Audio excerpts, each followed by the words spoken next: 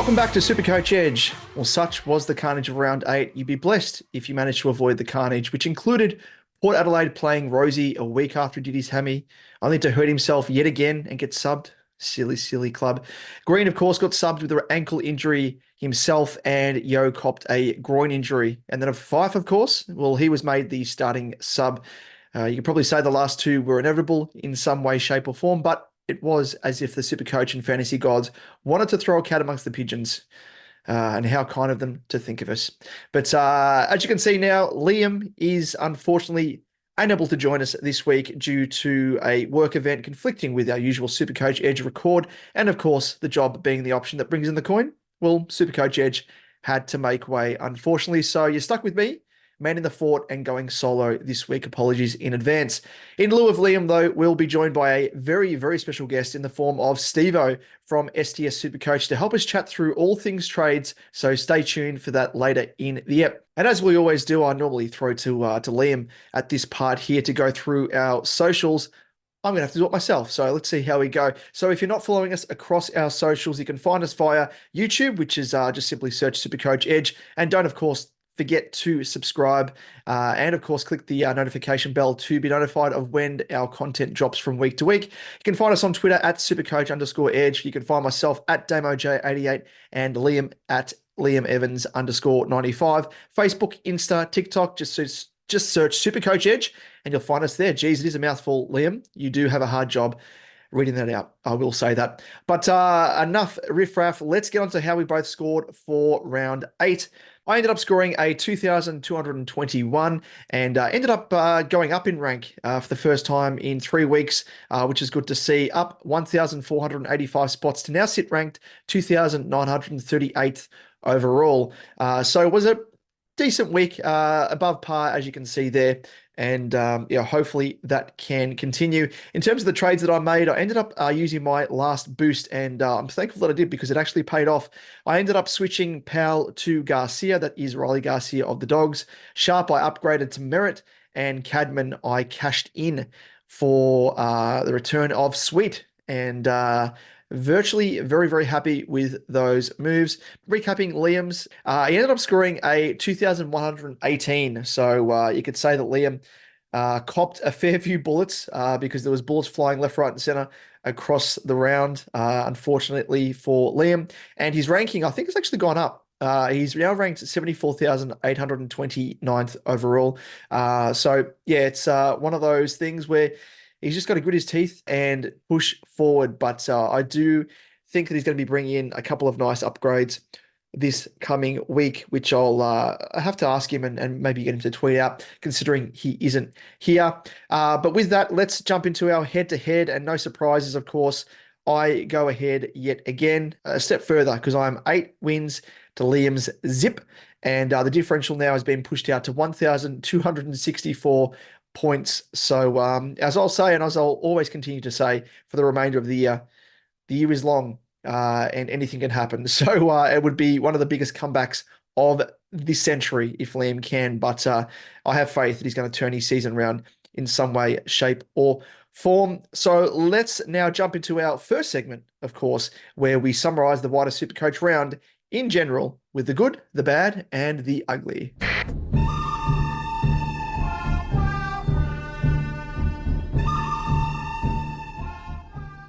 The good, of course, is Luke Ryan, and it must be said the scoring for Ryan in this game was absolutely ridiculous. I mean, sure, he had 39 disposal, but just 7 of those were contested, and it was the sort of game he was getting easy chip-to-chip, kicks and marks with spatterings of long signature kicks as he does, like kicking over 40 metres to a contest. Tick, effective disposal in the books of champion data. So it was the type of overinflated scoring that we'd normally align with Labont or Gorn, and must be said that champion data had the knee pads on, applied the lipstick, Gluck, Gluck, 4,000. Give that a Google if you don't know what it is.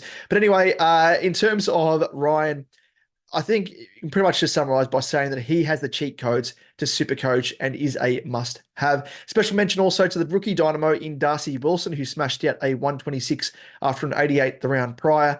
He is really just, the cash cow that he's printing us money now. He's just fanning cash, raining dollars is Darcy Wilson. So good to see for all of us that own him. Moving on to the bad, and it is Harry Sheezel. So he did float last week the potential of Sheezel perhaps getting even more mid-time and CBAs after he got a taste last week. And that is exactly what happened with Clarko, giving him even more CBAs, scoring just 73 in a role that clearly doesn't generate the type of easy points that he gets in defense. So hopefully he can kind of more balance it out. If he does persist, Clarko, that is, in putting Sheezel in the midfield, hopefully he can balance it out a bit. And because, I mean, the way that he's scoring at the moment, it's going to jeopardize him potentially being a top six scoring defender. But we'll have to monitor this as the weeks progress. Rounding us out with the ugly, and this is a guy that's burnt Liam and I many, many times before. And part of the reason why we've said across the season to date, he's probably one of the guys you'd wait for in terms of bringing in as a genuine upgrade. And I say that with inverted commas because Bolton was back to his frustrating worst with a score of just 36 from just 14 disposals, and 4 of which were direct turnovers. And we've spoken about the hesitancy, as I said, of grabbing Bolton as an upgrade target just yet, as it is these games that can hurt you. And that does see that his price drops to an even more affordable price down the line. So he definitely isn't worth paying up for, or I guess reaching for at this stage. So we will be able to get him much, much cheaper. And given that price fluctuation and scoring fluctuation as well, it really is a player that can really hurt you from week to week, especially if you are in the all-important leagues and cash leagues and so on and so forth. Now, with round 9 on the horizon, of course, we are now going to jump into all things trade chat, but this is going to be assisted by the great man himself in Steve-O from SDS SuperCoach, one of the gentlemen of the SuperCoach community. So let's get into it with The Price is Right. Show me the money. The price is wrong, bitch. Alrighty, and for this week's edition of The Price is Right, we are joined by a very special guest, one who we actually joined forces with across the preseason that you may have seen and had a great yarn with on his own channel, and that is Steve-O, as we like to call him, from SDS SuperCoach. Steve-O, thank you so much for joining us, mate. Really do appreciate it.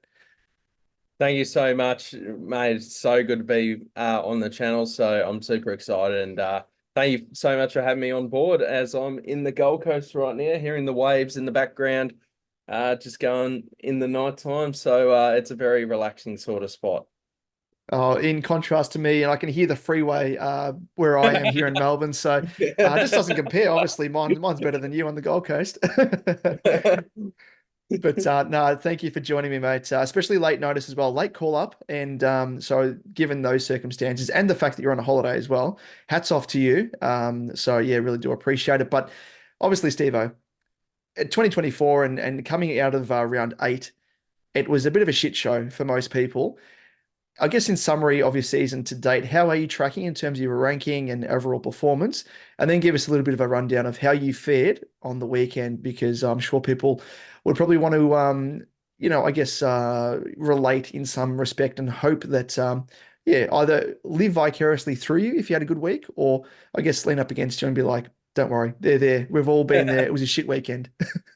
No, it's been an interesting season thus far. I got off to a really good start. I was about 6K at about round 3. But just really over the past few weeks, I've really sort of stagnated. And then over the previous couple of weeks, I've really sort of dropped down in the rank. And I just sort of went soul searching a little bit in terms of how I could get things restarted. So I'm back up to 11.5K. So Nice. yeah, it's been a bit of a roller coaster season thus far. So just really sort of hoping that I can start climbing back up in the ranks, and really the overall goal is top 1%. So just hoping I can get there. In terms of how I went for this week, scored 2,171 with not having to deal with that Fife for some unfortunate people. Probably not the grouse week I would have liked, but obviously I had some massive scores come my way. But at the same time, I had Tom Green. So yeah, it was a good bounce back week. Still not amazing, but I like to think that could kickstart my climb in the ranks. So just got to hope with that. Exactly right. Stick to the plan, and hopefully it all comes together as as we know. it can turn so quickly, courtesy of the super coach and fantasy gods. They can be ruthless, as we know, and the weekend just proves that. But before we proceed on with our chat about all things trades and the hottest prospects, where can people find you on YouTube and across your socials, Steve? Thank you so much, mate. So SDS SuperCoach on YouTube. We're at 1,140 subs, I believe. So I've gotten a lot of support over the past few months. So I really do appreciate everyone that views, likes, dislikes, comments, subscribes onto my channel. So it means a super lot. I mean, I only just started 2 years ago, and it's just, yeah, it just feels pretty crazy. So you can find me on there at SDS Supercoach. On Twitter, Stephen DW Smith. If people follow me on there, you might have seen my tweet. If Luke Ryan scored 200, I would be bleaching my hair. But as you can see, he scored 197. As you can Yeah. see, my hair is perfectly normal still. So yeah, I was sweating a little bit. I didn't watch the game, local footy, and I was at the local footy for the QAFL, watching Yeah. Zach Smith and Hayden Crozier cut Oh, 60 wow. Surface Paradise Demons, and yeah, there was a minute to go. He was on 197. I'm thinking, bloody hell. I can't even watch the footy. I need to have a look at DFS. So yeah, nah. So you can find me on there as well. I also post a little bit on TikTok at STS_Supercoach. So need to get back into that, but I will very soon for any of my TikTok followers. So yeah, that's where you can find me. Thank you so much, Damo, for having me. No pleasure, mate. It's my pleasure. It's always a pleasure to have on great, knowledgeable super coaches like yourself and good blokes to boot as well. So I was hopeful though. I did see that tweet, and I was ever so hopeful that you were going to be jumping onto the vodcast here with well, I guess like fluorescent peroxide hair, like just Yeah. illuminating. You wouldn't need to put any lights on. I think you'd probably call you Slim. I do like to call Luke Ryan Slim Shady. So he would have been the real Slim Shady if that was to happen. Oh God, I think I'd have my face cam off if I had to do that. Like I wouldn't even want to. I've never dyed my hair. I wouldn't know what I'd be with yeah, fluorescent blonde hair. But we're here now. I'm brunette for another day, so that's the Yeah. main. It came very, very close as well because Luke Ryan, and I was watching the scores, he was getting scaled up massively. And when I Yeah, saw I your tweet, I'm know. I like, know. all he needs is a scale up of 3 points, and that could easily happen, but didn't happen. It was probably the perfect medium for you to be like high enough score to 200 without eclipsing it. So we could have at least scored another couple of points to be 199 for you and really make you sweat a little bit more as well. That would have been funny. Legit. Well, good, mate. Easy as. Well, let's jump into things.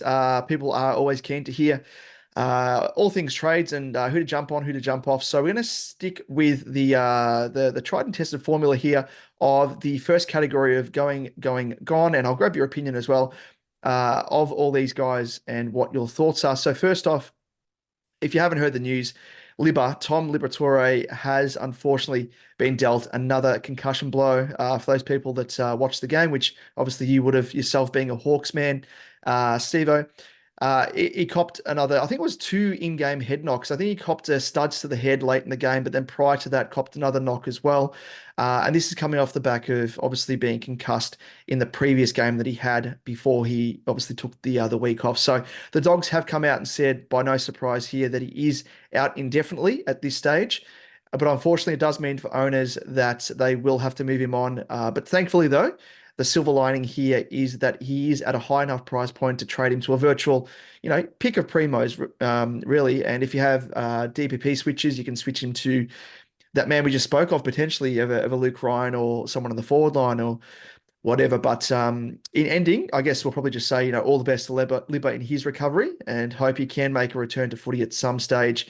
It was worrying seeing, it always is seeing guys have concussion, but in such quick succession, I think we've seen with Paddy McCartan, it got to the stage where he was just, getting glancing brushes and not even having any contact and being concussed. So we don't really want to see that. And, if it does come to pass, the Libba has to, unfortunately, prematurely retire. It's totally understandable because, first and foremost, what comes first is the health. So all the best to Libba. But he is at a price point, 615.6K. So high enough to at least jump on another player. Question I have for you, Stevo. At that price point, which of the guys would you be eyeing off at this stage, if you could? We probably will mention them in upcoming categories, but just off the top of your head, I know personally you were looking at potentially a Merritt or a Sarong.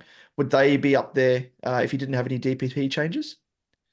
Yep, absolutely. They would be on my high priority list.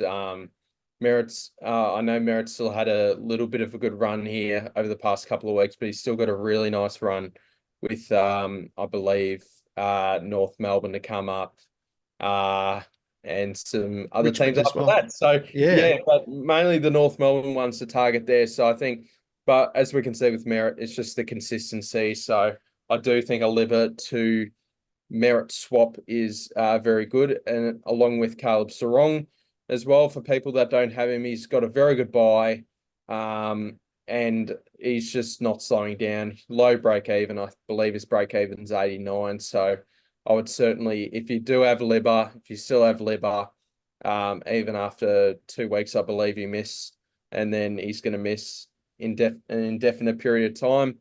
I do it probably starts to become a question whether retirement could be on the cards, unfortunately for Libba. So obviously, I wish him all the best. He's one of the best footballers I've seen, got the absolute best out of himself. So if that is the case, then that's very unfortunate. But when we're talking about Supercoach, I think blokes like Sarong and Merritt, I think they're both fantastic options. Even like if you really, if you don't want to take break even into consideration, even a Matty Rowell, he really Mm, loved his colours against the Lions this week, as did a lot of Gold Coast Suns players. But at a 159 break even, he's really a bloke that should finish top 8. But he's going up against North Melbourne in the dewy conditions of Darwin. I mm. really think there is a sneaky chance that he Yeah. could just hit that and maybe further. So, Mm. um, unless they do a tag as best as they can. But yeah, I think they're the three guys I would look to get, especially if you got Libba. I think just if you've got all three, I think if There's you don't there's also a Bontempelli as Ellie, if well, you don't who's have, only 8K or thereabouts, or 7.5 to be precise, K difference between Libra and Bont. So yeah, you could potentially go down that route if you don't have Bont. oh yeah, absolutely. If you don't have Bont going up against the Tigers as well this week, who everyone targets to get a good vice captain and a captain score. So Mm. I'd certainly look at Bontempelli as another one if you don't have. If you want to go super low, you could go Clayton Oliver or Darcy Parish. But yeah, I think Libba has to go now. So Yep.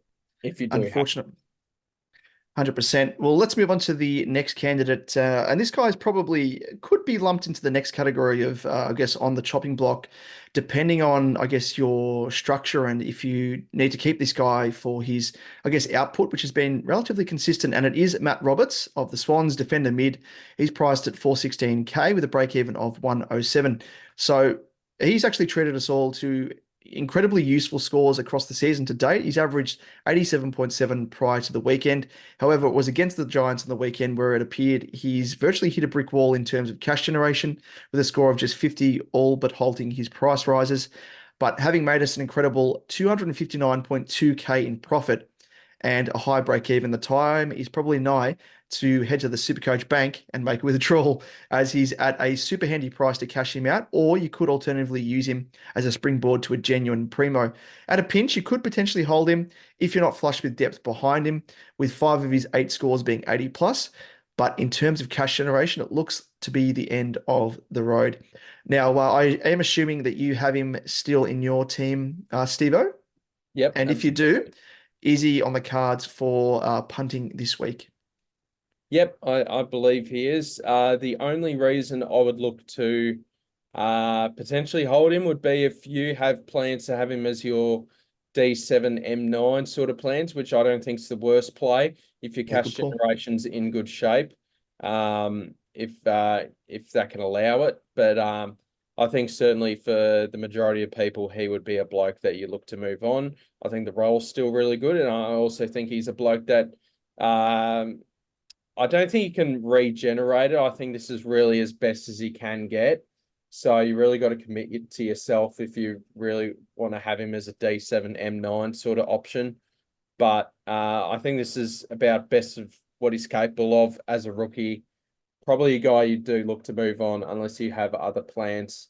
So I don't think he can get much higher in price, even if you do wait for him to potentially get a spike score. So I'd look to move him on, even if the role's really good and he is a good rookie on-field option. I would look to sell.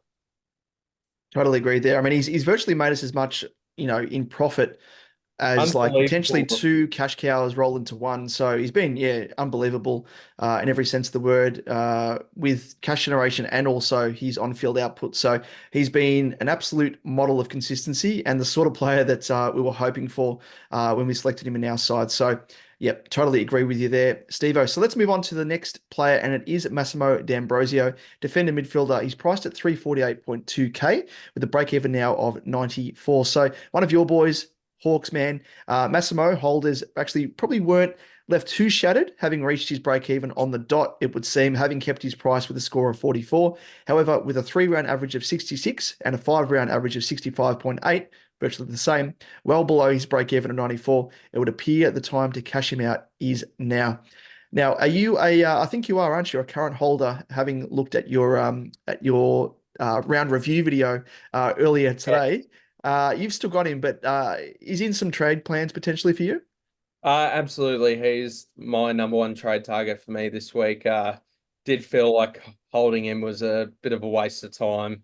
But yeah, at least he held price. But if you do have Massimo, I even think he's a bigger priority than Matty Roberts, to be honest, Mm, because it's Matty yep. Roberts could. He's only going to lose 10k, but Massimo 94 spent the last 22 minutes, I believe, on the bench. And Ooh. yeah, if anyone owns Massimo D'Ambrosio like me still, his time is definitely done. He is a bloke you can definitely move on and cash in your winnings because he has been a good pickup for us, but his time is done. Yep, I would do the exact same if I still had him. Next up, we have Zach Williams, one of my boys, defender, 325.6k, now has a break even. Surprisingly, I thought it was going to be a little bit higher, but it's only 47. But after scoring just 60 and losing 8.9k and sustaining a glute injury against the Pies, it looks as though the time is right to move on. Williams, fancy getting an arse injury. He's had it all, really. He's had the hamstring, he's had calf, and now glute. It's working its way up. So what next? A back injury? Who knows? But if he were somehow declared fit to play this weekend, you could potentially hold if you were struggling for numbers in defence and could loop him with Carlton and Melbourne playing first up, of course, particularly given his break even is a lowly 47 and a random spike score could kickstart his cash gen a little further. However, he's already made us 109.5k in profit, so he's probably the perfect springboard to a genuine primo, of the likes of a Ryan, Dacos, etc. So, yeah, for me, I think I'd be moving him on, but still a lowish break even if you wanted to hold him. But I think with that injury, I think he's going to miss this week at minimum, and it could be even more than 1 week. Yep. Yeah, so I do think he's probably the right bloke to move on as well. I think he's done his role. He's been a decent option for us this year, so he's delivered some really good scores. There's some supercars are driving right past me, just I could hear that. causing a ruckus. But yeah, I should have shut the window anyway. So Oh, good. yeah, It's the sights and sounds here I'm getting of Gold Coast, making me jealous. yeah, Even though it kind of echoed the noises that I'm getting from the freeway nearby here. But you yeah. sure No, you're not just down the road pretending to be in Gold Coast, but you're actually in Wollert in oh, no, Victoria? no, don't worry. There's actually sun here, Matt. So. Yeah, that's true. That's the big difference. Nah, Zach Williams is a bloke you can definitely look to move on as there are a lot of options. I mean, I don't have Zach Williams, so I probably should. What was his price again? So he's 325.6k. So he's made Yeah, over 100k profit now. So yeah, he's yeah, kind of done his job, I think. yeah, 109.5 to be exact.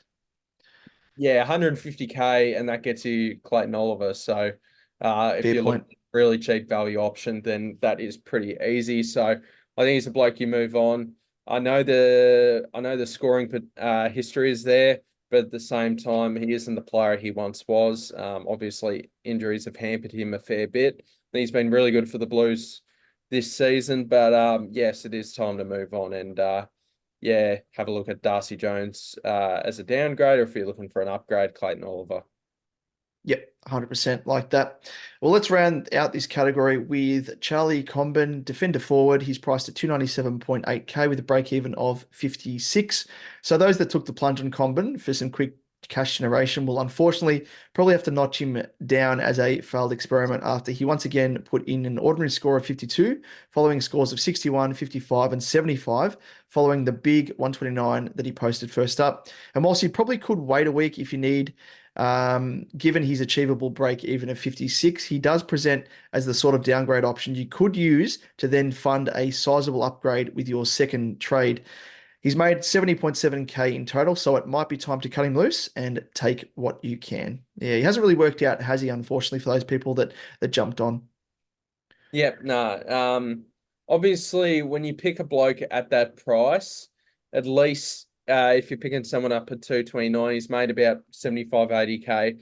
At least it's a lot quicker for him to put it, get him at that 300k range where it's a bit easier to swap him to a primo. But Mm, yes, his time has come. I thought he'd be a better rookie than this. I didn't pick him. yeah. I thought he'd be a bit better. I just didn't want to pay that much for a bloke, but I do think he is a bloke you can move on now and just reassess better options on field. And yeah, at 300k, just isn't delivering as much as you would hope at that price. Yeah, I totally agree. I was the exact same as well. I generally, as a rule, and it kind of pays off more often than not, thankfully, and it did in this case here, where I'm not keen on paying up for someone at that higher price point, especially if, because it's so hard to sort of, I always like to get a monetary return if you're trading in a high price rookie, which at that stage, I don't think, I probably would have given me around about a 20k. I think if I was trading Williams or someone to him, which it just really wasn't worthwhile. So yeah, it didn't work out for those people that have him. But as you say, at that high price point now, should be easy enough to at least use him as a bit of a stepping stone to a genuine primo, or alternatively downgrade him to Darcy Jones to really make the most of that cash. Now let's move on to the next category, which is on the chopping block, and we have Tom Powell, which is a bit of a contentious one here. Probably could lump him in with the rest of these guys for gone, but he is priced at 395.6k. His break even is 104, which is probably the clincher, which is kind of pushing more towards that trade category, especially if it does allow you to bring in a genuine primo, as it did for myself last week with Zach Merritt. But for those that held Powell, they got their wish with the CBA sapping Will Phillips dropped, but it did unfortunately whilst it did free him up a little bit, he didn't unfortunately enjoy the 70% odd CBAs that he was enjoying in the earlier rounds, as he only just had 52%. This time, it was she's nuts. He was the villain, being given even more CBAs, believe it or not, than the week prior, to the tune of 45%. Powell, he once again struggled to score his earlier ceiling scores of 90 plus, but he did manage at 72. However, at this output, it looks as though he won't be a forward keeper if it does continue, like we had hoped, and could be one to move on to a genuine primo given his high break even. Having lost 19.2k on the weekend as well, he is in line to potentially lose another 15k, which would see him losing 35k in total over the 2 weeks. So not ideal, and it does mean that it does eat into that cash that he has made us across the journey. So I mean, the time is nigh to potentially move him on. Could he turn it around? I don't know. I don't think it's looking that way, considering we spoke about it last week, Liam and I, with the experiment that virtually Clarko is having with the midfielders at North. He even gave Paul Curtis randomly like 20, 30% CBAs. Sheasel spoken about how he wants him to move into the midfield, which is kind of what's happening now. And it does see other guys like Powell get shifted out, strangely enough, because, I mean, he's been playing well. So it doesn't really make sense. But any thoughts to that as to whether or not you still have him, Steve-O? And if you do, will you be looking to move him on, or are you going to hold the faith and hope that he turns it around?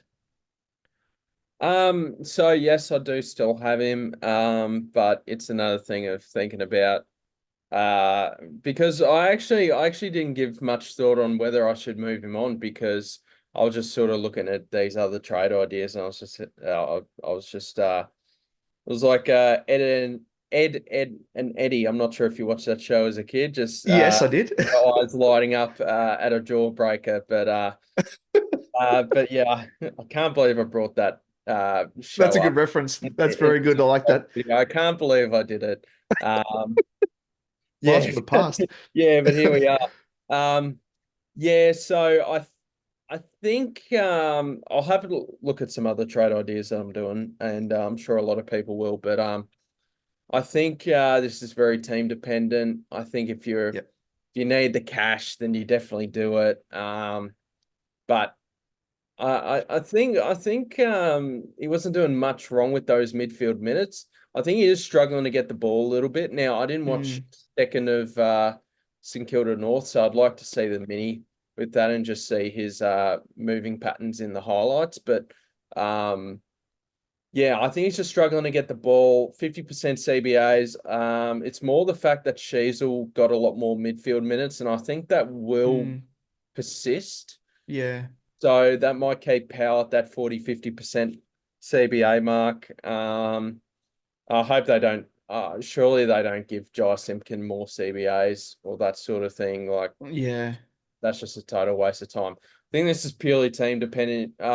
Obviously, in a week like this where there's been so much carnage, there's going to be some Tom Powell owners that have a lot of other issues to deal with, like a Zach Williams injured, Yep. Elliot Yeo injured.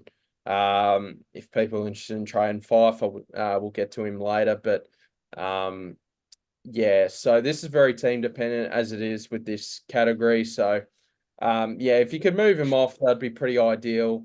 I'm fine with people holding up until his buy round and just hope he can stay around that price and maybe jag a 100+ score and just over the next couple of weeks. But yeah, the Gold Coast matchup this week will be pretty contested, a bit dewy, so that's perfect for Matt Rowell. And then for Mm, Tom Powell, I mean, he's a good in and under type of player, so maybe that could benefit him. But also at the same time, North Melbourne haven't really dealt with that sort of heat before because they play in Tassie, they play in Melbourne, so they don't deal with the heat that much. So I'll be interested to see if a bloke like Tom Powell can do well in that, but.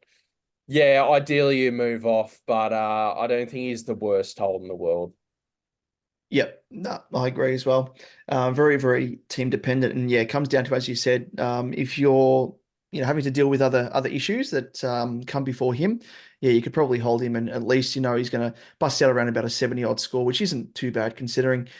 Let's round things out as well, and we'll lump him here in this category just because we don't really have any clarification with regards to his injury prognosis, which they usually come out with on Tuesday. We're recording this episode on Monday, of course, but we are talking about Elliot Yeo here. He is priced at 602.4K, went down 7.9K off the back of an injury affected score on the weekend. Has been by and large really, really a successful pick. Has gone up 155.3K in total.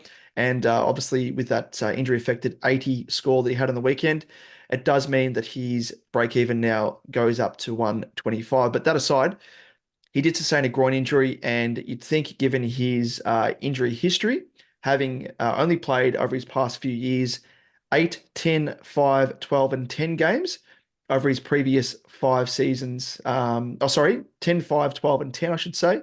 I was counting 2024. Hopefully, plays a bit more than 8 games this season. It does mean that you'd think they're going to be a little bit conservative with him, the Eagles, and a groin injury does concern me a fair bit.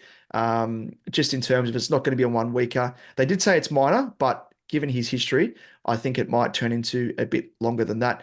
But as you were chatting to me previous to our record here, Steve-O, you mentioned that it's going to be a successful pick for those people that do have him because he's gone up in price. He's been able to punch out really sizable scores across the journey. So if you are having to trade him out, at least he's made you bank, he's made you sizable scores, so he's been a successful pick. Um, any thoughts as to what people should do or will do? Probably a bit hard without knowing the full outlook on the injury front, but anything you want to add there? I did see some news on Twitter from a couple of sources here that he will miss a minimum of 2 weeks. Oh, there Uh, you go. so Perfect. if that is the case, then he is a definite sell. Yep. I always go one week I'd hold, but I'd probably 2 or more. That's probably time you move on. So I know it's pretty frustrating for Elliot Yo owners, but this for any Elliot Yo owners, this has been a massive success. So you shouldn't feel discouraged about that. Going into the pick, when you picked him, you probably knew this will eventually result in an Happen, yeah. injury at some point, but I didn't think he would be able to average. I mean, before that injury, 120 and Yeah. used some really good banks. So this has been a massive success, even though it's pretty frustrating this week. But yeah, I think this is a massive success for people. But if the news is true that he'll miss, I think from the reports I've seen, he'll definitely miss this week.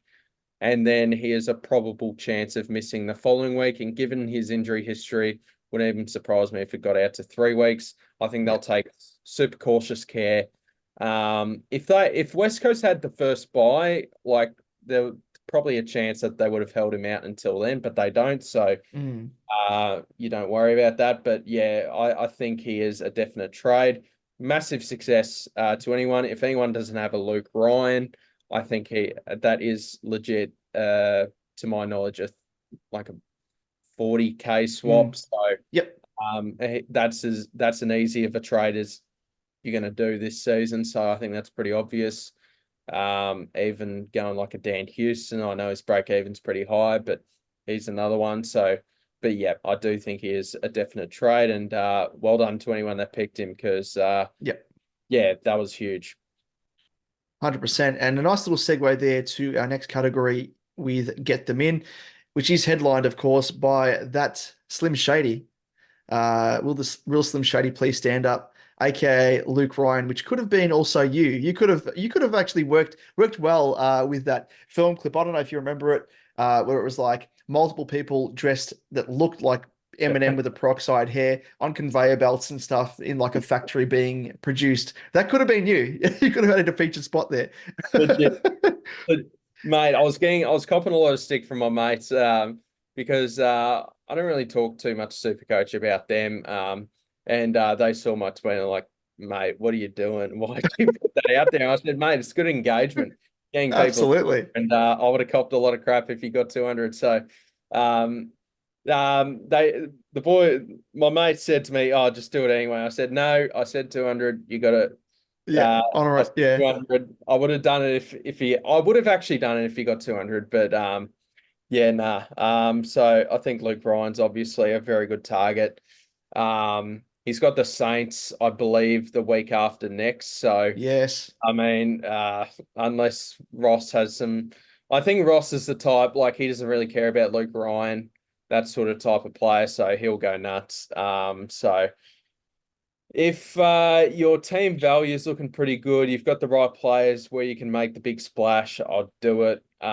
Get Luke Ryan in because I mean, it's pretty clear. Like, it does seem like, I know Dacos could probably make a comeback here, but does definitely look like he could be D1 for the year. It's Mm. just quite he just fits perfectly for Supercoach. Sprints to the back pocket to do a switch, and then sprints back to the other pocket to do a switch. And they give it to him. Good player, but yeah, I think he is a very good target. Yep, 100%. And you mentioned there as well about playing St Kilda, and I'm a little bit weary, I must say, because the season that Luke Ryan's having is very, very similar, I reckon, to Sicily last year, where Sicily was busting out scores of 171, 166 when I owned him. And I remember heading into that game, and I think he tailed up St Kilda early in the season as well. Yep, 172 in round 11 last year. And then he faced St Kilda in round 20. And I thought, Ross the boss, surely he's not going to do anything.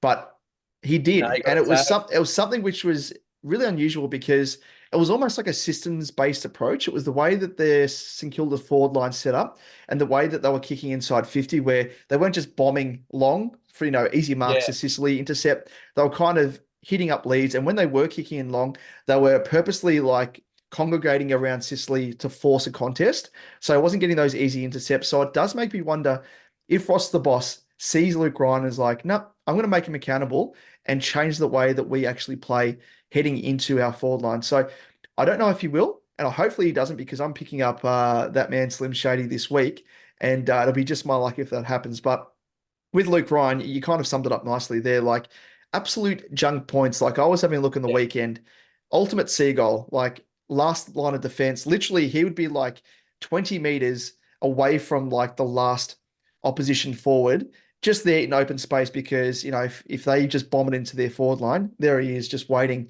for an easy Yeah. mark. And I was actually thinking about bringing him in last week, but I opted not to because he had the high break even.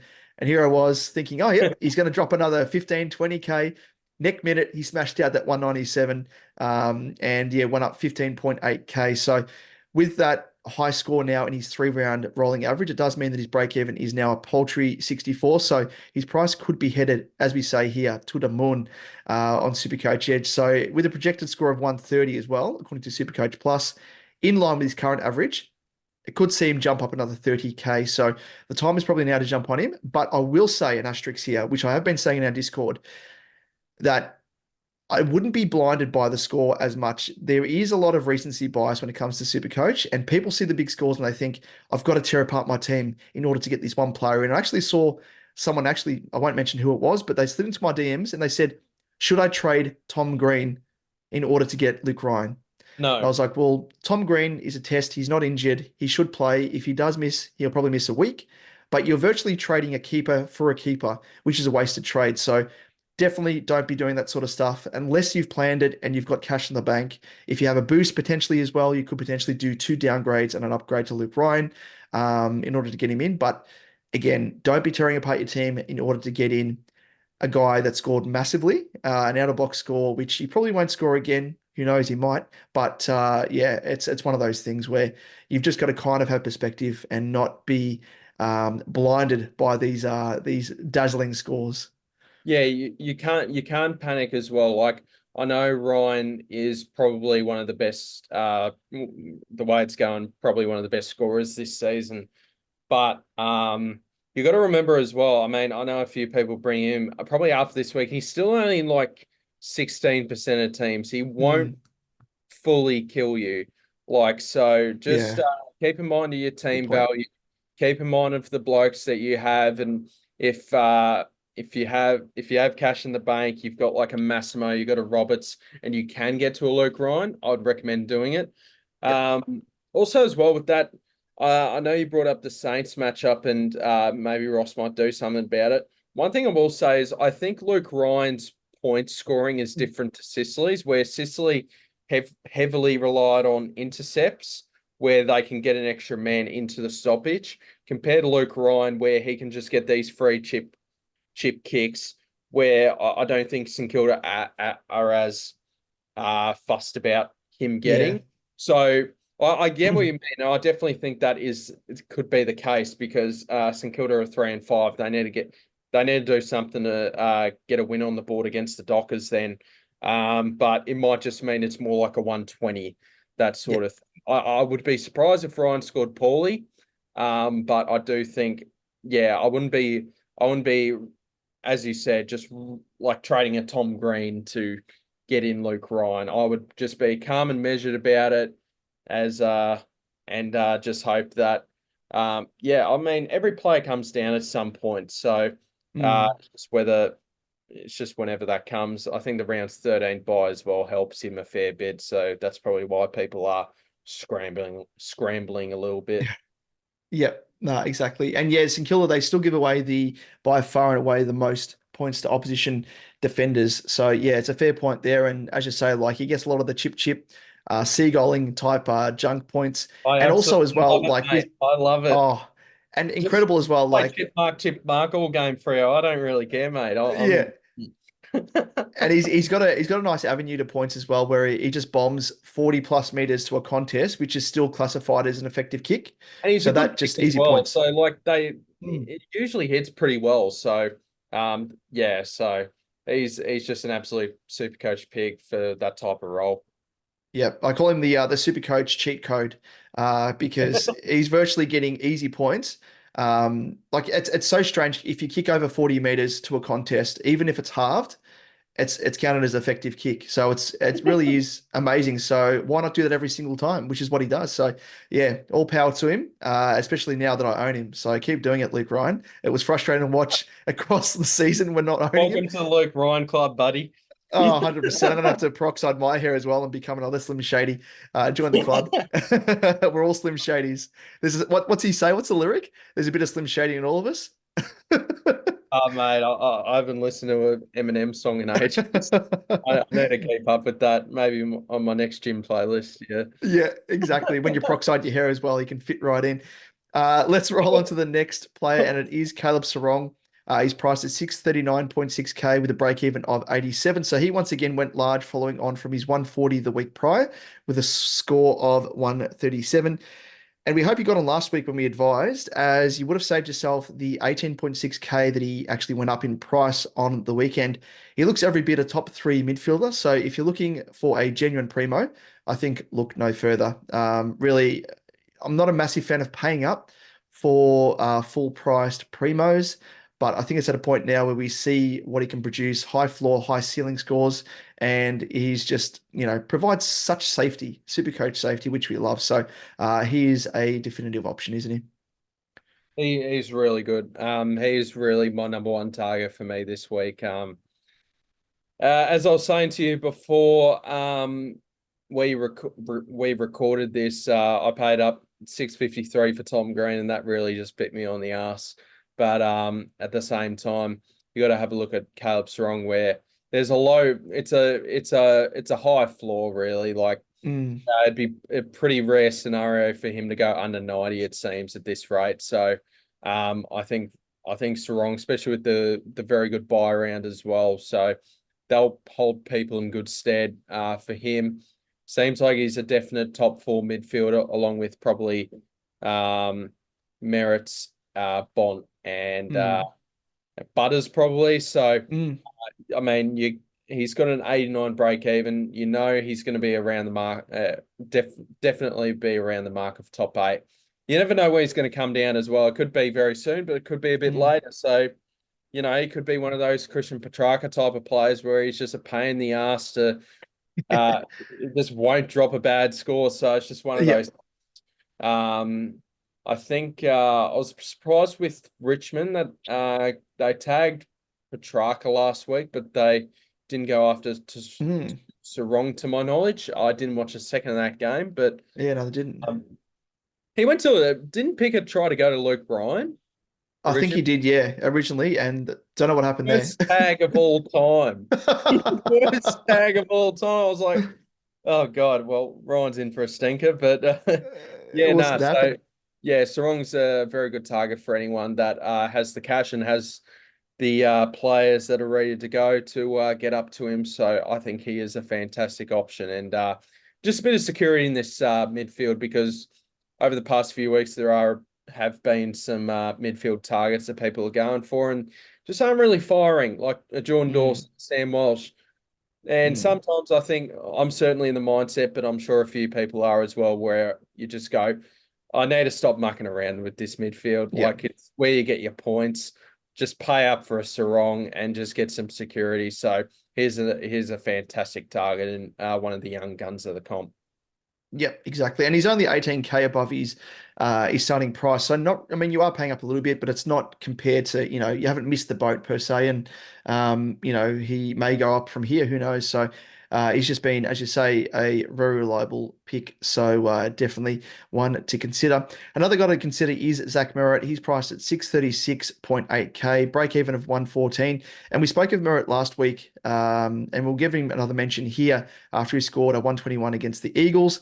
I brought him into my team, and I was a little bit scared because he started very, very slow. A lot of that was due to ineffective disposals and a couple of missed targets, all that sort of stuff. But when he got on his bike, geez, did he speed away? He was absolutely incredible. Kicked a couple of goals. I think it was 2, 3 goals in total, and missed another one as well, which he could have got. But for those that I guess, opted to wait for Merritt, because we did speak about that, the fact that the Dons were facing the Eagles, but then they faced the Giants, and then he faces North and Richmond. So Liam actually was in the camp of waiting because he couldn't quite afford him. And it worked out perfectly for him because Merritt actually went down 3.2K in price. And whilst he does have that tougher matchup against the Giants this round, he then faces North and Richmond, who, as we know, he will feast on. So whilst he may eclipse his break even potentially this round, he should be around about the same price next week, give or take. But if you can't wait, either way, he looks like a must-have in the same sort of realm as Sarong.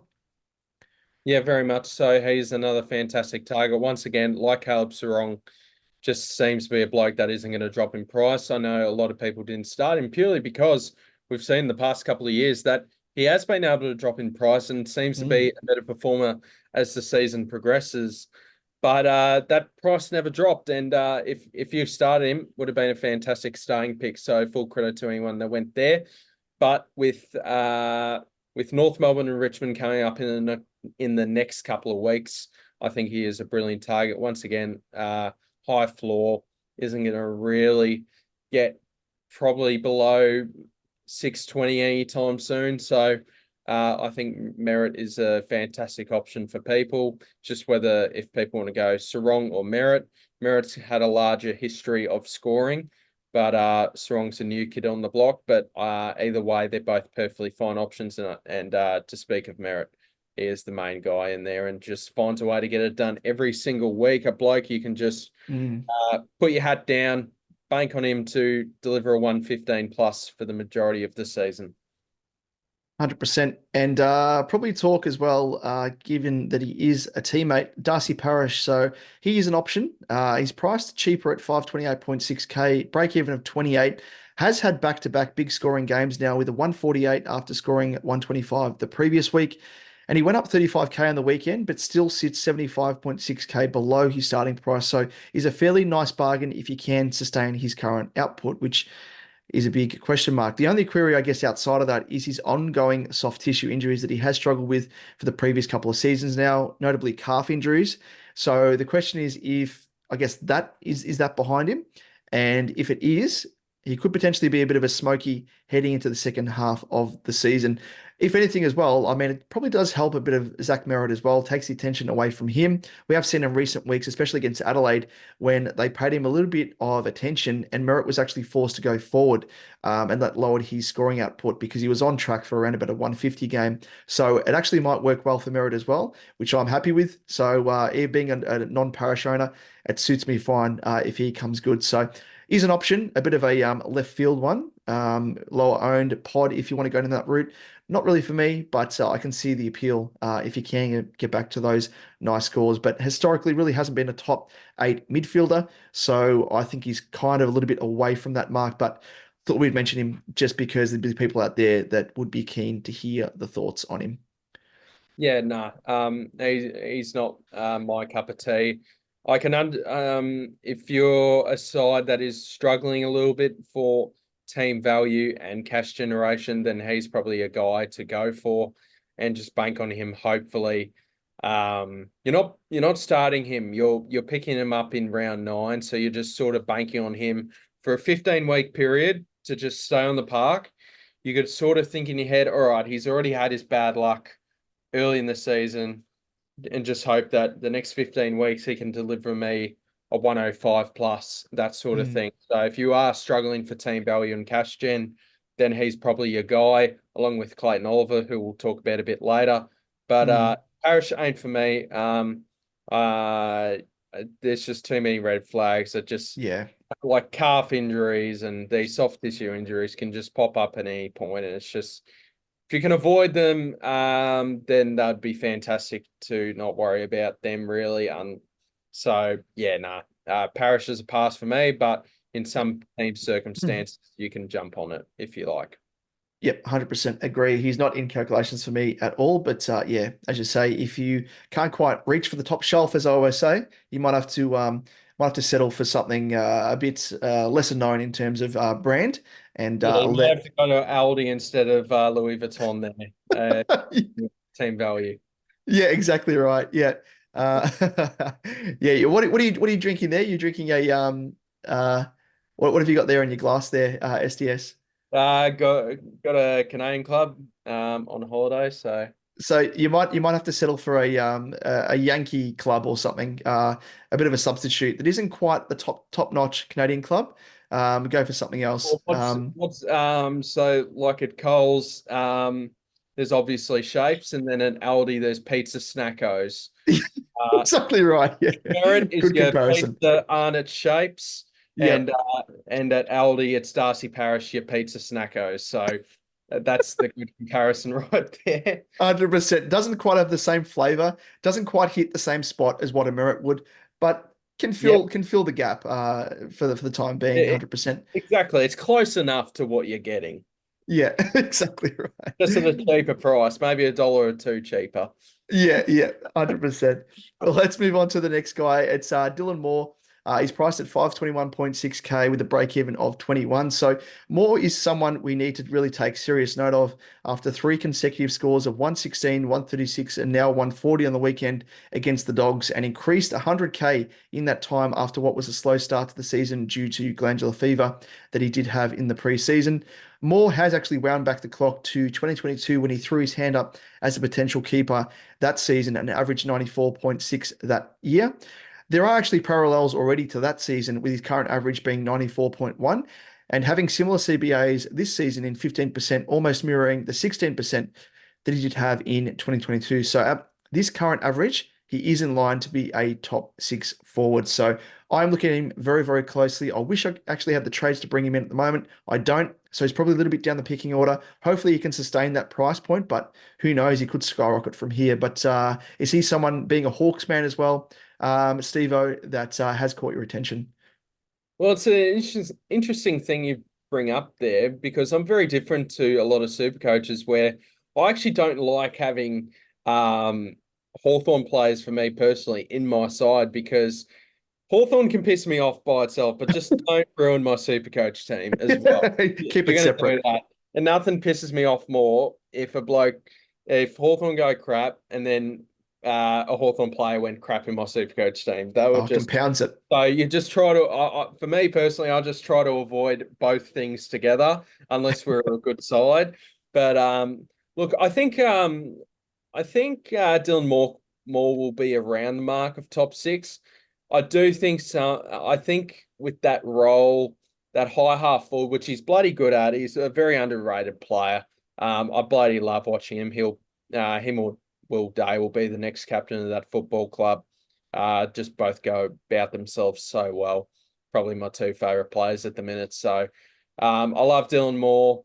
I do think if you are to get him in, I think you might have to expect a couple of floor scores. There might be some 60s and 70s around the corner.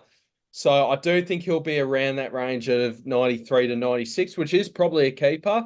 But if I am going to look at Dylan Moore, it's probably a bit later in the season when the forward line's more settled as we look at other options, that sort of thing. But I think he's a perfectly fine trade in if you want to go there.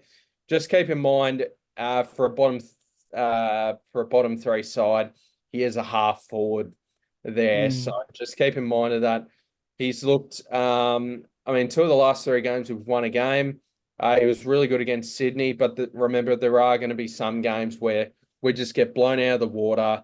He's not going to get a good look at it. He might score a 50 or a 70, that sort of things, but he can deliver those massive scores. So it just depends on how much you like a roller coaster in Dylan Moore. I totally don't mind it at all. If you want to go there, I'm personally going to wait and just see further on these forward options before I make a move. But if you like him, I'd go there. But just keep in mind you are buying a half forward from Hawthorn. mm. Just remember that. So yeah, just keep that in mind if when you're buying Dylan Moore. Yeah, 100%. It's kind of like Shea Bolton as well from the Tigs. Like, I reckon he's probably less secure, Bolton, compared to Moore in terms of scoring fluctuations, like we saw on the weekend. And Liam and I always talk about Bolton because he's burnt us a couple of times with those I guess the big variance in his scoring, which he had on the weekend. And it's so hard with that role as well, as you mentioned, like playing a high half forward. You're going to have, especially matchup based, if you're going to have games where you're actually getting pummeled by the opposition, it's a bit hard to really find the ball if you're not really getting much of a look in. So it's going to be matchup based, I think, a lot of the time. But as you mentioned, Dylan Moore is an incredible player, underrated massively. So yeah, is someone to look at even later in the season. I think he probably will stay around about that price and probably helpful, as you mentioned, with those scores. If he does punch out a 60, 70 odd amongst these scores that he's had the big scores, it'll probably keep his score balanced because his break even is going to be fluctuating up and down a fair bit. Let's move on and I guess round things out this category with Clayton Oliver, the pink sweaty pig, as we like to call him here on Supercoach Edge. Has he returned? Well, he scored a season high at 141, so it would seem so, maybe. But can he continue this form line? He's gone up 10.5K on the weekend, and with a break even of just 48, he could push closer to 500K if he puts in a second big game. At 197.4K below his starting price, he does present as a juicy prospect.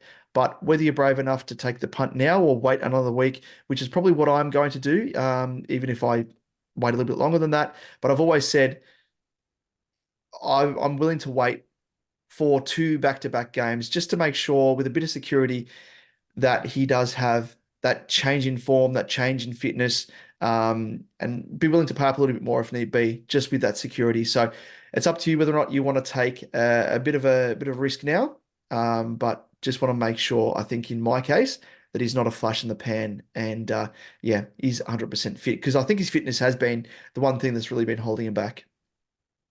Yeah, and we know how talented of a player Clayton Oliver is. Like we've seen him over the years of just one of these mammoth Supercoach players for us. So yeah, I'm probably in the similar boat with you where for me personally, I would give him another week, but I know for a lot of people, you look at 476,000 on a bloke that we know at his absolute Mm, peak can go 125 plus average. Like we yeah. know that can happen. Just a couple of off-field issues there. He really hasn't had much of a preseason. And I'll sort of say in my videos, we are a one spike Clayton Oliver score away from him being under consideration. Like Mm, we were one spike score away. It was going to happen, and now it's happened. I'm going to hold off because he was going up against Geelong. I know Geelong are a very good football side, but they can leak some points in the midfield, just with how inconsistent this Geelong midfield mix is going. Uh, Dangerfield in and out, that sort of thing where they're going up against Carlton this week, mm, your mob, where I think you boys will be pretty frustrated. Two losses in a row. mm. I think you guys will be up there towards the end in September. So I do think you guys are a quality side. You're pretty restrictive in the midfield. I think a bloke like Hewitt could go to Oliver. I just want to see Oliver, if he can deliver a 110 plus against a really good midfield in Carlton, then I'll Mm. be sold. But as I said it just a bit earlier, for me personally, I'm just a bit sick of mucking around this midfield. I just want to get these top dogs in. But yeah, if Oliver's looking good, and I think as well, like people's midfield now is starting to get pretty deep. Yeah. Uh, before we're done in the midfield, where people might want to get Petrarca pretty soon. So it's more the matter of are you willing to pay an extra 60K on a Christian Petrarca maybe pretty soon? Or if you want to go 60K cheaper and go a Clayton Oliver. So that's uh some people will have to think about. So I think this is perfectly fine. And once again, as I said with Darcy Parish, like if your team value is not looking too good, if you have to go cheap to finish your side, I think then Clayton Oliver is a definite trade in. If there's other people in good spots, then they could probably wait a week on Clayton Oliver and then reassess if he is the right man to deliver at M8 realistically for them. So, or even go as far as an M9. So, uh, Mm. yeah, I think it's a perfectly fine option for a lot of people, but there will be some people that will just need an extra week of data like me and you. Yep. Yeah, 100%. And that's the thing as well. Like you mentioned, and very rightly so, that it's probably a good time for him to face, I guess an equally competent side in Carlton. I say that with a bit of a smirk because having lost the past two games, but I mean, both pretty good midfields, and it's probably a great test for him to, I guess, prove to himself and prove to others as well, prospective buyers like us, that if he can score well, then maybe that's the biggest tick of all. And he does average actually against Carlton 122.8 across 9 games, surprisingly. I would say that Hewitt would probably go to him, but Hewitt didn't really even do much of a number on Nicky Dacos on the weekend. So with his scores in Some recent players though. years, yeah, it's true, it's true. Um, just to give you a bit of a taste of what Clary has done against, and I remember it quite well every time we match up. He's one of the guys that just gets loose.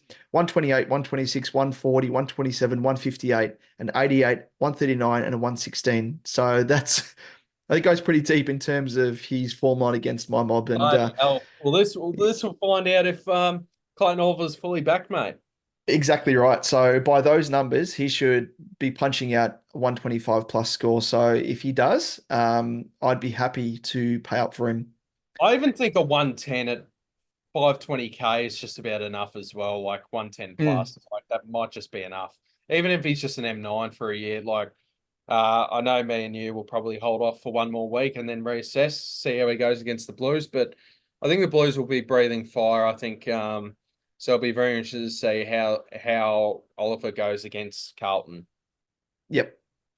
Agreed. So one to watch there. And speaking of watching, the next category is one we like to consider in. It's called consider, wait, or hold. So we're lumping Sam Darcy in here, and for good reason. Just want to mention him. So he's obviously a forward. He's priced at 314.9K with a break even of 42. Has been a really nice cash cow for us across the journey to date. Had a dirty day out against your mob in the Hawks on the weekend, and the Dogs did generally as well, as you fist pump and down a bit of Canadian club there in in victorious style. And he scored an equal season low 49, but he has every chance to bounce back against Richmond, who concede the second most points to opposition forwards, and with a low break even of 42, and having had four high scores of 82, 84, 88, and 109 among his first 7 games. I would back him in for another spike score based on this matchup alone, and then consider shifting him out of your side potentially next week or the week after, depending on how he performs. Yep, I agree. I think he is a definite hold. I think Richmond are struggling a bit in the back line. I think Noah Bolter could come back this week, so that could shake things up a bit there with Darcy, but he's just an unbelievable talent. He's a great kid, great to watch. So I've no issues with anyone holding. I think in my opinion, you have to, considering the carnage, you have to be in a really good position to be trying out Yeah. Sam Darcy just before the Tigers, and if you're not dealing with much carnage, but I think Sam Darcy is a hold for this week, and just see him bounce back hopefully against the Tigers. Very nice. Well, let's round things out here with the last category on the bubble, and there's only one notable name here to mention, and it is that youngster, that helmeted one from the Giants, Darcy Jones. As a forward, 123.9K, has a break even of -75, butted up from his first opening game of 75 with another score of 70 second up, and looks every bit suited to senior level, which bodes well for his job security, at the very least in the short term. With such a low break even, he's in line to make us 100K, you'd think, and looks to be among one of the few better cash cows remaining in terms of output and job security. So if you are in need of a downgrade option to fund an upgrade this round, he's one we would recommend. Looks incredible, doesn't he? I know the Giants were before when they drafted him, they said they were eyeing him up. They really rated this kid. Unfortunately, in his first year, he went down with an ACL during I believe it was in preseason. So he's had another preseason, gets stronger, small forward, but he just looks fantastic. Kid from WA. I've heard a couple of interviews. Seems really a really good young kid. So I like what I hear from him, and I think Kingsley and the Giants are the type of blokes to just give them a good chance. If they're performing, we'll keep giving you a good run at it, like we saw with Harvey Thomas, that sort of thing, regardless of how good of a side we are. We're not afraid to throw blokes like Nick Haynes and Isaac Cumming down in the twos for a fair while. So, yeah, I really like Darcy Jones. It'd be great if he could make some good money for us, and Giants can give him another month of games, that sort of thing. So, I really rate this kid, and hope the best for him, because I think he's a good young talent for the Giants. And I think, yeah, the Giants just nail it once again in the draft. Yeah, Seems of it. incredible. Yeah, they do so well. And looking at his heat map as well on the weekend, he was kind of a bit on the wing. It was almost in a bit of a square formation. So he was like high half forward, going along the wing. Then he was sort of a high half back, and then spreading back around. So he's been all over the ground, and he's got that running capacity to him, doesn't he? That's Yeah, I've heard he's got a really really good speedy. well. Yeah, so really, really good. And obviously the Giants rate him. So yeah, bodes well for his job security. But Steve-O, that rounds us out for this segment with the all things trades. And yeah, it's been an absolute pleasure to have you on for the first time, the inaugural, we'll say, feature spot to yourself. Of course, SDS Supercoach. It's been an absolute pleasure having you here, mate, with your expertise and all-round good guy factor. Great to always have a chat, have a yarn outside of this. So where can people find you once again on your channel and across socials? I already went on a massive spiel, so I'll just keep it quick. SDS Supercoach on YouTube, Stephen D.W. Smith on Twitter, and SDS_Supercoach on TikTok. Those are the three places where you can mainly find me. I also have Instagram, but barely use it, so don't bother. Just worry about those three, and that's where you'll find me. So thank you so much, Damo, for having me. Absolute legend, you are, and you and Liam do some fantastic content. So I always tune in when I have the time. So it's fantastic to be on a video with you again. Thank you, mate. And again, for those people tuning in, make sure you jump across to his YouTube channel, give him a subscribe, give him some support, as we'd like to do for the rest of our content creators in the Supercoach community. So does some incredible work, and tune in, because he does have some nice little gems to throw your way. So make sure you do that. And as we mentioned, pre-record, Steve-O, and I hope you don't mind me calling you Steve-O, which a bit of a, we probably should have mentioned from the top, but a bit of a gag, because I think you called me Was it Damien? You might have called me, or was Yeah, another name? Damien. Yeah, Yeah, and Damien. I didn't correct you early on, and it got to that awkward stage where I was like, I probably should mention that it's Damon or Yeah, Damo, yeah, which is and quite then funny. So we've I dubbed each I other called you Dazzler. Dazzler. Exactly right. Thank you for having me on the channel, Dazzler. I really appreciate it. I'll, Exactly. I'll, I'll change. I'll make sure I call you Dazzler from now on. That's our new. Yeah. What a classic. I completely forgot about Dazzler. I was trying to work. I was like, I can't work out what you called me. But yeah, I called you Steve-O and you called me Dazzler. So it sounds like some sort of some bar we could open up together, the Dazzler and Steve-O in or something. Mate, I'm also an entrepreneur, so I can get involved in that sort of thing. So don't you worry, we can get that sorted pretty soon. What a classic. Well, thanks again, Steve-O. And again, we'll have to catch up for a bit of a beer. And even also as well, I mean, as you mentioned, Carlton Hawthorn, we match up towards the back end of the season. So it'd be awesome to even catch up then, either Yeah, during the game or pre-game or after, mate. So it'd be that'd be great to awesome, mate. have a bit Thank of you beer. so much for letting me on the channel. It was good fun. Perfect. No worries. Well, there you go, ladies and gents. As again, check him out on YouTube. Give him a like, give him a follow, and incredible bloke, incredible super coaches. So thanks again, mate. Thank you so much. Thank you again to Steve-O from SDS Supercoach for joining us and being our special guest, one of many to follow in terms of collaboration with other content creators. So if you haven't already, go and check out his content on YouTube and give him a like, give him a follow, subscribe to his channel. And yeah, he's an absolute ripper of a bloke. So looking forward to catching up with him at some stage during the season for a bit of a quiet beer. And with that, it is now time to jump into our next segment. Of course, you probably know what it is for those regular tuna inners. And of course, it is I'm the Captain now. And we have made the call out for people to send in their own rendition of I'm the Captain Now. So if you're keen to be featured on our show, and I guess the easiest way to send it into us is via our Discord. So make sure to send your rendition in.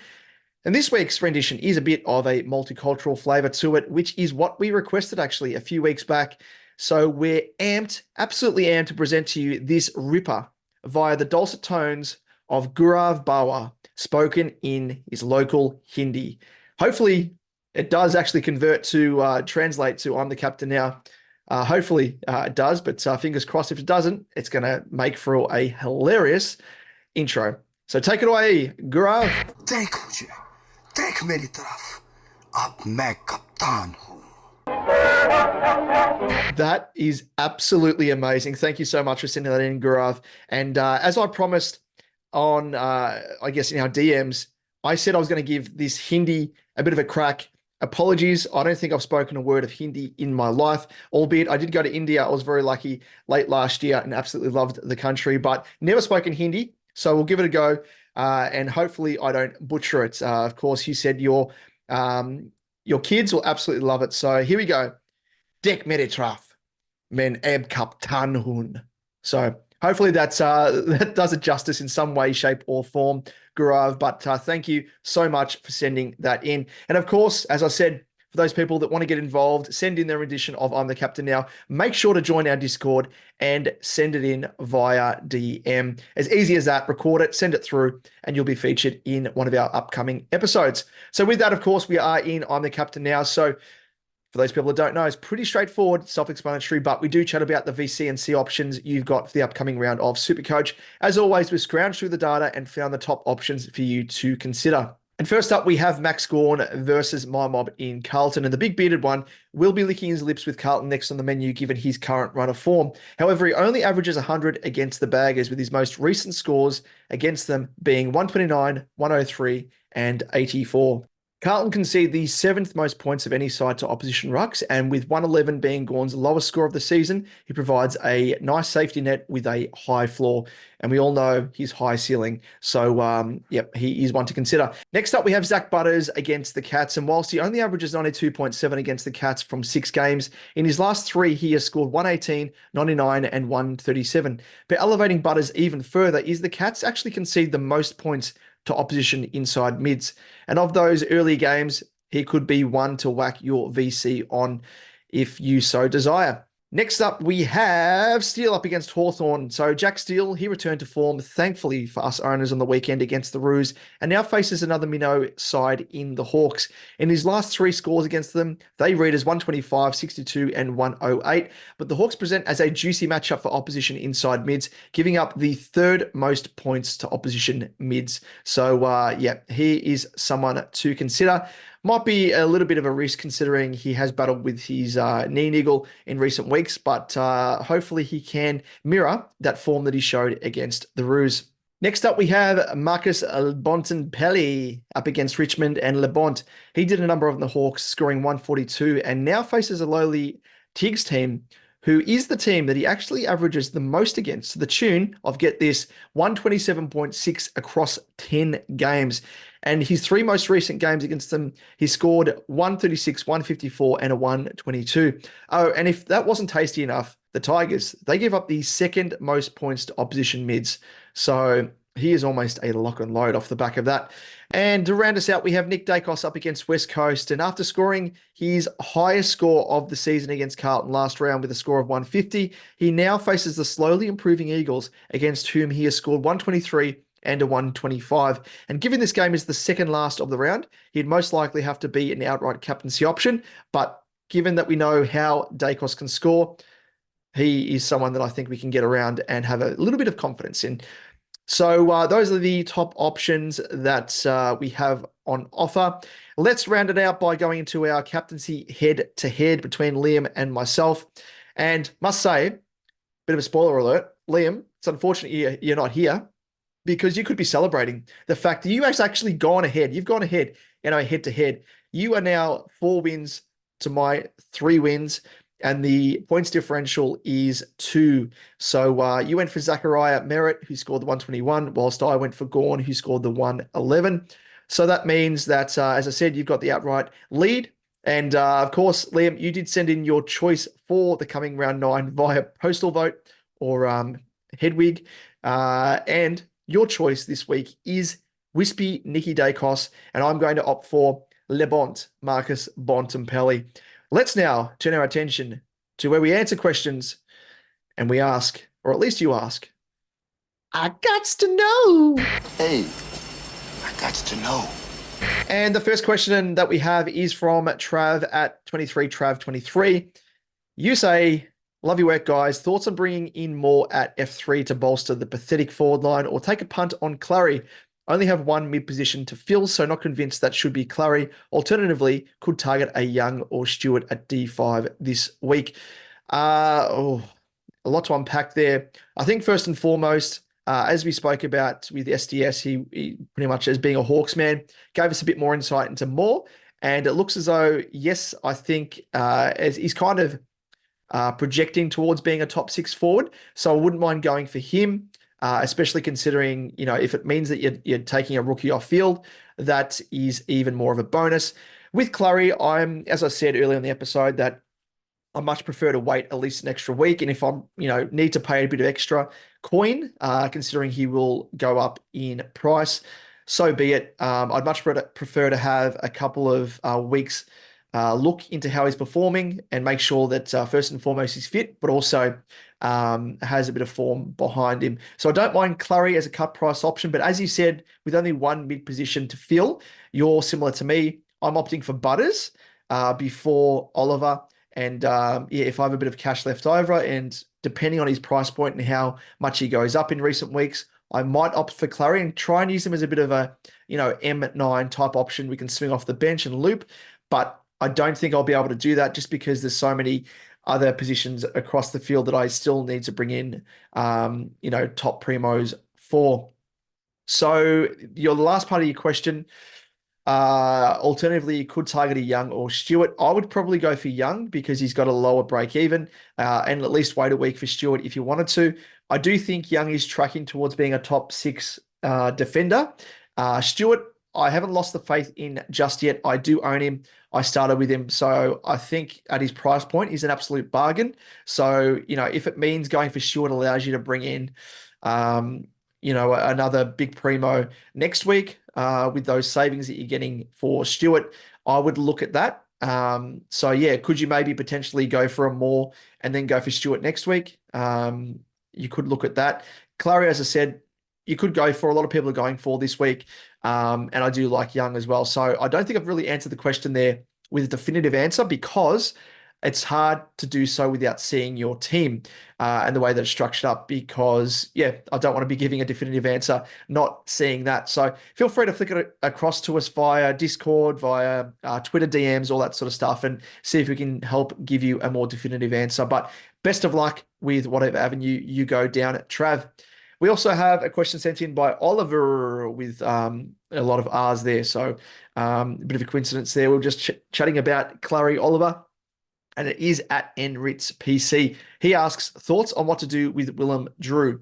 So he is nowhere near a keeper. I know we jokingly spoke about him, Liam and I, with regards to Champion Data having him up there in their rankings. But he's not going to be a keeper in any way, shape, or form. He's priced at 487.4. He's gone up 10.4K overall. I think at that price point, you could probably go to potentially Clary if you wanted to. He's more of a keeper than what Willem Drew will ever be. And I think, that Drew's only had really 2 out of the box games against Richmond and Melbourne, 144 and 135. Every other score's kind of been thereabouts. But I'd be looking to upgrade Willem as soon as you can. If you have other issues to address first and foremost, you could probably wait. But keep in mind that his break even is 104 and he faces the Cats this week, who he only averages 72.4 against.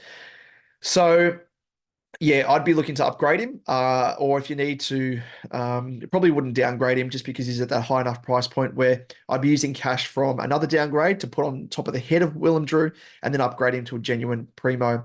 So again, don't know who you could go for because I don't know what your team looks like. But yeah, if you want to flick through your team, let us know and we're happy to give you a more direction, I guess. Running us out, we have, do we have another question via Twitter? I think we do. Let me pull it up. But in the meantime, we have another question via Discord, via our regular viewer and listener, and it is Adam Nemeth. So what he has asked is, in the past 3 years, Parish has scored roughly 3 bad weeks in a row and then exploded into ton games. For a team down the ranks and with Parish having his bad games, could Parish be an option? We spoke of Parish earlier in the episode, Adam, and where Steve and I aren't really for him, for his price, I think you could probably take the punt, but you could also take the punt on Clary and save even more coin. So between that, I'm a little bit worried as well with Parish's soft tissue injury history. And I think given that, I would probably opt to save a bit more coin and go for Clary. I don't think Parish is going to be a top 8 mid any more than what Clary could be. So I would go down that route personally. But I mean, Parish will be a pod. So if you want to go down that route as well, if he's more appealing off the back of that, or more power to you if you want to go down that route, but not for me personally. Let's round it out with the last question. Let me just source it. And it has been sent in by Jonathan Silva, El Chapito FC. If you had to pick one, Dale, Sinclair or more, trading out Libba and a rookie. And he said pink or combin. Can't decide which one. Fear of missing out on Dale going large this week, but possibly being bevoed in future games. I would not go for Dale. He was very lucky that Richards actually played a fair bit of time in the midfield again. Again, it's just weird stuff with Bevo. You would have thought that Richards would go down to defense again and impact Dale. I can still see that happening. Maybe not. Maybe he stays in the middle now that Libba's out. And it may bode well for Dale owners. But for me, I can't see Dale being a top 6 defender. And of those 3 guys, I would go for Moore. I think Moore has more opportunity of being top 6 in his line in the forward line. Sinclair probably comes in next, and then Dale, or maybe Dale before Sinclair, actually. Sinclair doesn't really appeal to me as much with Wangan and Miller back there and whatnot. I think he will still have spike scores, but I just think his ceiling is capped a fair bit now compared to previous seasons. So in ranking, I'd go for Moore, Dale, and then Sinclair. So hopefully that helps in some way, shape, or form. Jonathan, that brings us to the end of the show. But before we go, Liam, as I'd say, where can our viewers find us across our socials? I'm not going to impersonate Liam at all. So on YouTube, just search SuperCoach Edge and you'll find us there. And don't forget to subscribe and hit the notification bell to be notified of when our content drops. On Twitter, Facebook, Instagram. Sorry, I'm jumping the gun here, Liam. This is why I need to hand it back over to you. Twitter, you can search us at SuperCoach_Edge, at DamoJ88, or Liam at LiamEvans_95. Facebook, Insta, TikTok, you can just search SuperCoach Edge and you'll find us there. Well, that just about rounds us out for round 8. Best of luck for round 9, and looking forward to having Liam, my sidekick, back in the hot seat as the co-host next week, because it's not as easy doing it yourself. And I'm sure you would like to hear another voice, at least breaking up my own drone, dulcet tones, whatever you want to label it as. But anyway, to round us out, as we always say, may your trades hit the mark and your scores head towards the moon. We'll catch you next week. Cheers.